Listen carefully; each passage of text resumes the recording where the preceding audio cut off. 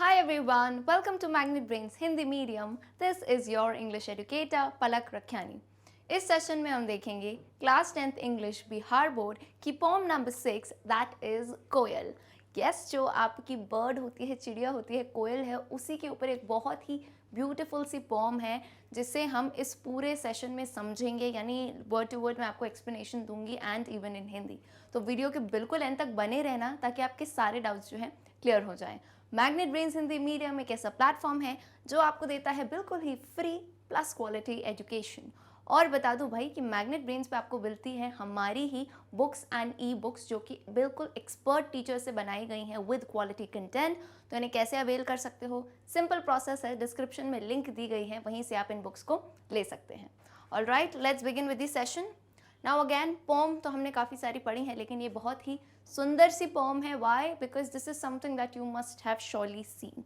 तो मुझे ज़रा कमेंट सेक्शन में भी बताना कि कोयल का नाम आया है तो किस किसने कोयल को देखा है, या देखने से ज़्यादा तो उसको गाते हुए सुना है. बहुत ही स्वीट सी वॉइस होती है कोयल की, है ना. बोलते हैं ना कोई अच्छा गाता है तो कोयल जैसी आवाज़ है. तो किस किसने सुना है कोयल को और जिन्हें लगता है कि हाँ यार सही में बहुत बेहतरीन आवाज़ है, do tell me in the comment section. So ओवर है इस पॉम में सबसे पहले तो बोलो हर बार पलक मैम जो है पोएट के बारे में या जो भी ऑथर है उनके बारे में बताती हैं. लेकिन इस पॉम में क्या है, पोएट का मैं सिर्फ आपको नाम बताऊंगी क्योंकि ऑलरेडी आपकी जो बुक्स हैं उनमें डिटेल नहीं दी गई है. So if it's not given in the books it's not necessary to know too much details about him. बस इतना पता है कि वो एक इंडियन पोएट है, इंडियन कवि है. तो उनका नाम मैं आपको बताती हूँ, तो बिकॉज नाम में ही सब कुछ रखा है यहाँ पे, है ना. नाम जानना ज़रूरी है पोएट का. तो बेटा यहाँ पे पोएट का नाम है पूरन सिंह, है ना. सो इतना हमें पता है कि he is an Indian poet. बस बाकी पोएट की डिटेल नहीं दी है उनके वर्क की. So this much you need to remember. अब ये पोम जब आप देखोगे अपनी बुक्स पैनोरमा पार्ट 2 में तो 2 पार्ट्स में दी गई है. पार्ट 1 में ऐसा 1 टाइप का रोमन नंबर लिखा है एंड 2 में. सो हम इसे कंटिन्यूसली पढ़ेंगे बिकॉज पोम बहुत ज़्यादा लंबी नहीं है लेकिन अगेन इंटरेस्टिंग है. All right, now beginning with this. देखो, जब हमने पोम की शुरुआत करी है ना तो यहाँ पे आता है कोयल और एक एक्सक्लेमेशन मार्क. एक्सक्लेमेशन मार्क के बताता है काइंड ऑफ एक्साइटमेंट, एक काइंड ऑफ सरप्राइज. तो अब देखो ध्यान से, Koel what lightning fell, what singed thy wings. तो यानी अब ये हो रहा है कि कोयल को देख के जो है कहा जा रहा है कोयल व्हाट लाइटनिंग फेल, यानी एक सरप्राइज, एक शॉक के तौर पे कोयल से पूछा जा रहा है भाई ये बताओ व्हाट लाइटनिंग फेल. अब लाइटनिंग का मतलब आपको मुझको हम सबको पता है क्या होता है, बिजली, है ना. बिजली गिरती है, बिजली गरजती है, जो भी, ठीक है. तो लाइटनिंग इज बेसिकली बिजली. तो यहाँ पे कोयल से पूछा जा रहा है अरे कोयल भाई, कोयल रानी ये बताओ कि ऐसी कौन सी बिजली तुम पे गिर पड़ी. या फिर व्हाट सिंग्ड दाई विंग्स, यानी ये जो तुम्हारे विंग्स है. अब यहाँ पे एक चीज़ याद रखो, जब भी आप पोम्स वगैरह पढ़ते हो तो ये कुछ वर्ड्स जो हैं जैसे दाई, दी, इन्हें यूज़ किया जाता है, ठीक है. दाई, दी, दाओ, तो इनके मीनिंग क्या होते हैं यूजुअली. दाई का मीनिंग मैं आपको बता दूं, दाई, दी और दो, ये आएंगे जहाँ तब भी बता दूंगी, लेकिन अभी से ही ध्यान रखो, ठीक है. कंफ्यूज हो जाते हैं बच्चे कि इनका मीनिंग होता क्या है. देखो, दाई, दी, दो, इनका मतलब होता है यू से, तुम से. बट वो डिपेंड करता है सेंटेंस के हिसाब से, चेंज हो जाता है. जैसे यू हो सकता है, योर हो सकता है, तुम्हारा हो सकता है. तो इन दो वर्ड्स के बीच में उनका मीनिंग आता है. अब जैसे मैं आपको एग्जांपल देती हूँ, यहाँ क्लियरली लिखा है व्हाट सिंग्ड दाई विंग्स, ये जो तुम्हारे पंख हैं, विंग्स हैं, ये क्या गाते हैं. तो ओवर हेयर दाई का मतलब क्या हो गया, यू से योर बन गया. तो यानी तुम्हारा इस टाइप से जो है ये चेंज कर सकता है अपना फॉर्म. तो उससे पूछ रहे हैं कि कोयल बताओ तो सही, क्या बिजली गिर गई, तुम्हारे ये पंख क्या गाते हैं. What keeps the fresh yet charred, what keeps the. अब देखो यहाँ पे वर्ड आया है दी, तो ये THE वाला द मत समझना. इस दी का भी मतलब है यू एंड योर. तो व्हाट कीप्स दी फ्रेश, यानी इनको फ्रेश कौन रखता है, इतना ताज़े कैसे रहते हैं तुम्हारे पंख. Yet charred. अब यहाँ पे ये चार्ड र का साउंड बहुत ही कम आएगा. इट्स जस्ट आपको प्रोनाउंस जब आप करोगे तो चार्ड करके बोलोगे. How will you speak it, charred. Charred का मतलब होता है बर्न्ड ब्लैक बाय फायर, यानी किसी चीज़ को, जैसे मान लो आप जो है कोई पेपर ले लिया, उसको जला लिया, या कोई भी चीज़ जलाते हो तो वो काली काली हो जाती है कि नहीं, है ना, ब्लैक हो जाती है. तो वैसे ही बोल रहे हैं, जैसे कोयल देखो ऐसे दिखती है, इसके विंग्स कैसे दिखते हैं, जैसे तो किसी ने जला दिए हो, बिल्कुल ही काले कर दिए हो. तो वही बोल रहा है कि इनको इतना फ्रेश कैसे रखते हैं और फिर भी ये जो है काली दिखती हैं, जैसे burned black by fire. Concealed in the mango leaves thou singest. अब यहाँ पे मैं आपको चाहूंगी बेटा, जब भी आप देखो कोई भी पोम वगैरह तो अपनी जो है बुक साथ में रखो। I will give you meanings over है, बिकॉज कभी कभार क्या होता है कि पोम्स जो मैक्सिमम होती है ना बहुत ही शॉर्ट लिखी हुई होती हैं, लेकिन हर लाइन में बहुत ज़्यादा मतलब निकलता है। अब जैसे यहाँ लिखा है concealed in the mango leaves thou singest. Concealed in the mango leaves का मतलब है कि ये जो है मैंगो यानी आम के पेड़ की पत्तियों में, कंसील्ड का बेसिक मतलब होता है बहुत ही किसी की चीज़ को छुपा के रखना है, एज अ सीक्रेट टाइप, है ना। तो जो है मैंगो लीव्स के बीच में जो है तुम कहीं ना कहीं, अच्छा ये चीज़ किसी ने अगर नोटिस की हो, मेरे साथ बहुत बार हुआ है कि कभी भी जो है ना यूजुअली स्प्रिंग का मौसम जब आता है, जब बहुत सारी बर्ड्स की आवाज़ आती है, तो कोयल की जब आवाज़ आती है ना, मुझे मैक्सिमम टाइम जो है ना कोयल दिखती नहीं है, वो ना पत्तियों के बीच में कहीं छुपी हुई रहती है, लेकिन सिर्फ क्या आती है उसकी सुंदर मीठी सी आवाज़ निकल के आती है। हाँ बहुत टाइम लगता है ढूंढने में, कभी कभार मिल जाती है। तो concealed in the mango leaves यानी मैंगो पेड़ की लीव्स के बीच में वो कहीं पे छुपी हुई है। दाव सिंगेस्ट। अब दाव का मतलब है योर, सिंगेस्ट यहाँ पे सिंगेस्ट कोई आप ये नहीं कह रहे हो, बहुत ही अलग वर्ड है, सिंग के लिए सिंगेस्ट कहा गया है। बट पोम में लैंग्वेज ना थोड़ी एंशिएंट टाइप की, कभी कभार कुछ ग्रीक के वर्ड्स भी यूज़ किए जाते हैं, सो डोंट गेट कन्फ्यूज्ड कि ये वर्ड्स आपको कहीं यूज़ करने हैं, आपको सिर्फ इनका मतलब समझना है। तो यहाँ पे सिंगेस्ट से मतलब है इनका सिंग, है ना। Thy high pitched strains wake in my soul 1000 memories. अब दाई का अगेन मतलब क्या है, यू से योर कर दो। High pitch strains, high pitch strains यानी वो जो सुर लगाती है। जो लोग आई थिंक संगीत में काफ़ी इंटरेस्ट रखते होंगे उन्हें पता है कि कितने अलग अलग टाइप के नोट्स होते हैं, सुर होते हैं। तो ये जो कोयल गाती है ना, इसके हाई पिच्ड स्ट्रेन्स यानी जो स्ट्रेन्स हैं, अलग अलग नोट्स हैं। वेक इन माई सोल 1000 मेमोरीज, मेरी आत्मा के अंदर जो है बहुत सारी मेमोरीज, स्मृतियाँ जगा देती हैं। ऐसा लगता है ना कि शायद आपको कोयल को सुनो तो बचपन की यादें आ जाए, या कोई ऐसा पर्टिकुलर टाइम जब शायद आप छुट्टी मनाने गए हो या अपने पेरेंट्स के साथ कोई वक्त बिताया हो, so on and so fourth. यानी जो वो उसके हाई पिच नोट होते हैं वो हमारी आत्मा के अंदर जो है बहुत सारी मेमोरीज जगाते हैं। ठीक, इन माई सोल यानी वो पोएट कह रहे हैं। इज इट क्लियर और नॉट? क्विकली से इसका ट्रांसलेशन देखते हैं, आ जाओ। ए कोयल, कौन सी बिजली गिरी है भाई, किसने तेरे पंखों को ऊपर से झुलसाया? तुम्हें क्या तरोताज़ा रखता है जबकि जली हुई हो भाई, है ना। तुम तो ऐसा लगता है जली हुई हो, ब्लैक हो, लेकिन फिर भी फ्रेश दिखती हो।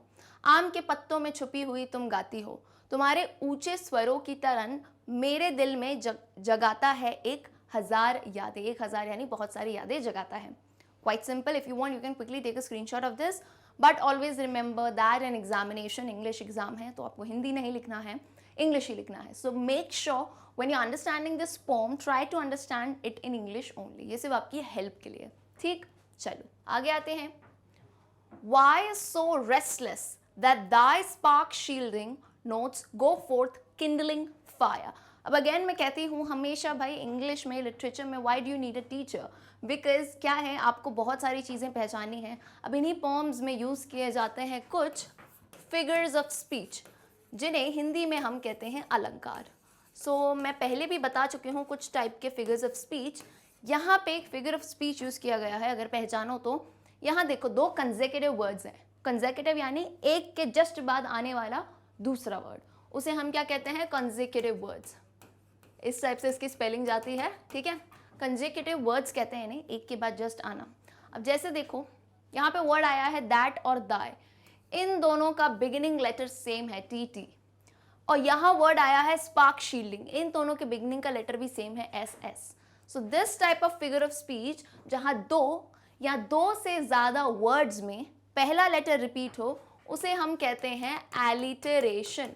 Do not it down. आपकी किताबें बिल्कुल भरी होनी चाहिए इन सब डिटेल्स से, ठीक है। और मैंने एक्सप्लेनेशन बहुत ही अच्छे से अभी डेफिनेशन भी बताई है। इन्हें हम क्या कहते हैं? एलिटरेशन। तो काफ़ी सारी पोम्स में एलिटरेशन आते हैं, जहाँ भी दिखते हैं उनको सर्कल कर लिया करो, ठीक है। चलो अब इसका मीनिंग समझाती हूँ मैं, आ जाओ। Why so restless that thy spark sharing notes go forth kindling fire. अब जो कवि है वो कोयल से पूछता है वाई सो रेस्टलेस। बेटा रेस्टलेस का मतलब होता है बेचैन। उससे पूछ रहा है कि तुम इतनी बेचैन क्यों हो? ऐसा लग रहा है कि तुम जो नोट्स गा रही हो, जो तुम सुर लगा रही हो, दे spark shading notes go forth kindling fire, उनसे जो है ऐसा लग रहा है आग लगा रही हो। ऐसा होता है ना। अब देखो इस चीज़ का मैं आपको मतलब बताती हूँ बेसिकली, कि कभी कभार ऐसा नहीं होता है, कोई इंसान बहुत ही जो है बोलने की आदत जिसकी बहुत नहीं, कुछ लोग होते हैं मुंहफट होते हैं, है ना, तो ऐसा बोलते हैं कि मुंह से कांटे बरस रहे हो। हम कहते हैं ना कैसी बात करते हैं यार, बिल्कुल ही गुस्से में और ऐसे बोलते हैं ना कांटे बरस रहे हैं, बट एक्चुअल में तो मुंह से कांटे नहीं बरसते हैं। बोलने की बात क्या हुई कि वो जो है बहुत ही तीखा बोलते हैं, बहुत ही बुरा बोलते हैं। सो ओवर हैर जो कोयल नोट्स गा रही है ना, उनके नोट से ऐसा लग रहा है गो फोर्थ किनलिंग फायर। अब यहाँ पे किनलिंग का मतलब होता है thin small pieces of would use for starting a fire. तो छोटे छोटे वुड के पीसेस से तुम जो है आग लगा रही हो, तुम्हारे नोट्स ऐसे हैं। तो वही पूछा जा रहा है कि कोयल भाई तुम इतनी बेचैन क्यों हो। ठीक है, आगे आते हैं। Lo, the roses are on fire, which winds and waters catch. The shades of mangoes burn. What a rain of sparks art thou, O little bird. Coil, what lightning fell, what sing thy words. तो अब देखो कोयल से फिर से पूछा जा रहा है। अब ये कहते हैं roses are on fire। अब यहाँ पे roses में एक्चुअल में आग नहीं लगी है। कहने का मतलब ये है, रोज हम यूजुअली किसका मानते हैं, हम मानते हैं एक लव का जो है सिंबल होता है रोज। ठीक है, तो यानी रोजेस पे जैसे आग लगी है, तो कहीं ना कहीं कोयल जो है किसी को याद कर रही है, हम ऐसा कह सकते हैं, है ना। विच विंड्स एंड वाटर्स कैच। ठीक है, विंड पे मतलब हवा में भी आग लग गई, पानी में भी आग लग गई, बिल्कुल ही जो हमारे गाने नहीं थे, हैं पानी में आग लगा दी। तो यहाँ भी यही हो रहा है, कोयल ने जो है आसपास हर जगह आग लगा दी है। Not in actuality, it's just how उसके हम इमोशन को डिफाइन कर रहे हैं। शेड्स ऑफ मैंगोज बर्न, जिस मैंगो के पेड़ पे है वो भी जल रहे हैं उसके shades. What a rain of sparks art दो। अब रेन ऑफ स्पार्क बेसिकली क्या होता है, आप देखते हो बिजली का कभी झटका लगता है तो स्पार्क निकलते हैं ऐसे। स्पार्क यानी आग की ऐसी जो है बहुत सारी चिंगारी निकलना। फुलझड़ी देखिए, फुलझड़ी जलाई है कभी, तो फुलझड़ी से ऐसे स्पार्क निकलते हैं ना। तो वैसे ही कह रहे हैं, ऐसा लग रहा है तुम जो नोट गा रही हो उससे जो है इन स्पार्क्स, इन आग की बारिश हो रही है। अब यहाँ एक वर्ड और अच्छे से समझो, if this is noted down so I tell you. यहाँ एक वर्ड है बेटा आर्ट। अब आर्ट का एक्चुअल मतलब तो कला है, और तुम बिल्कुल सही हो, तुम इसी वर्ड को याद रखोगे। लेकिन in this particular poem art का मतलब है आर। ये एक्चुअली आई थिंक एक ग्रीक, जहां तक मेरा नॉलेज है, एक ग्रीक वर्ड है। ग्रीक में आर को आर्ट कहते हैं, तो ओवर हेयर पोएट आर कहना चाह रहा है। तो अगर इस वर्ड को तुम आर करके पढ़ोगे ना तो तुमको समझ आएगा। What a rain of sparks are you. Thou मतलब यू, तुम जो गा रही हो, तुम्हारे नोट्स हैं, ऐसा लग रहा है स्पार्क्स की आग की बारिश हो रही है। ओ लिटिल बर्ड। अब बर्ड में देखो यहाँ बी कैपिटल है, क्यों? क्योंकि हम कैपिटल कब लगाते हैं, जब हम किसी पर्टिकुलर बर्ड की बात करें। तो यहाँ पे हमारी पर्टिकुलर बर्ड कौन है, कोयल। ठीक है, यहाँ पे हमारा फोकस कौन है, कोयल। तभी जो है यहाँ पोएट ने तो छोटी छोटी चीजें नोटिस किया करो, बी जो है कैपिटल में लिखा है। और वही पूछते हैं कि भाई क्या बिजली गिर गई तुम पे, क्या हुआ। तो आई थिंक सब बहुत बेचैन हैं, राज जानना चाहते हैं कि हुआ क्या है कोयल को, why is it so restless. Okay, moving on. इतना बेचैन क्यों हो कि तुम्हारी चिंगारी फेंकता सुर आगे बढ़कर आग जला देती है। गुलाबों में आग लग गई है जो पवन और जल धाराएं पकड़ लेती हैं। आमों की छाँव में भी आग जल जाती है भाई। क्या ही चिंगारियां की बरसात तुम हो, ओ छोटी चिड़िया, just like oh little bird. ठीक है, तो वही पूछ रहे हैं कोयल भाई कौन सी बिजली आ गई, तुम्हारे पंख जो हैं उसमें क्या हो गया, why are you so restless, तुम क्यों इतनी बेचैन हो। सो यहाँ तक जो है फर्स्ट पार्ट में प्रश्न पूछे जा रहे, क्वेश्चन कि ओ भाई क्या हुआ बता दो। अब आता है इसी पोम का सेकंड पार्ट। तो सेकंड पार्ट में हम उम्मीद करते हैं कि यहाँ से जो है राज खुल जाएगा, क्या हुआ है पोम को नहीं, कोयल को। Let's see. The fire of love has charred my wings and made me anew. अब जवाब देती हैं कोयल। तो इतना समझो, first part of the pome है, उसमें सवाल पूछ रहा है poet, and in the second part हमारी कोयल है, बोल तो नहीं सकती बट खैर पोम है। तो अब जो है किसका पॉइंट ऑफ व्यू है सेकंड पार्ट में, कोयल का। अब कोयल जो सवाल पूछे गए हैं, कोयल उसके जवाब देंगी। ठीक है, the fire of love has charred my wings. अब यहाँ माई कौन है, माई से कोयल है भाई, कोयल अपने बारे में बता रही है। And made me undue. तो फायर ऑफ लव, मैंने जैसे ही कहा था भाई लव स्टोरी चल रही है यहाँ पे, इनके जो है विंग्स हैं, कैसे जल गए, बोल रही हैं फायर ऑफ लव, लव की आग से, है ना, प्रेम की आग से जल गए मेरे wings. And made me undue, यहाँ पे अन्यू का मतलब होता है इन अ न्यू डिफरेंट वे, या फिर अगेन, है ना, मुझे फिर से अलग बना दिया। ठीक है, I am restless, where is my beloved. I am restless यानी वो बता रही है अब कि मैं बेचैन क्यों हूँ, क्योंकि मैं अपने बिलेवर यानी अपने प्रेमी को मैं ढूंढ रही हूँ भाई, कहाँ है मेरा पार्टनर है ना, कहाँ चला गया भाई ये। The sight of mango blossoms fires me all the more. The greener the garden, the brighter burns my heart.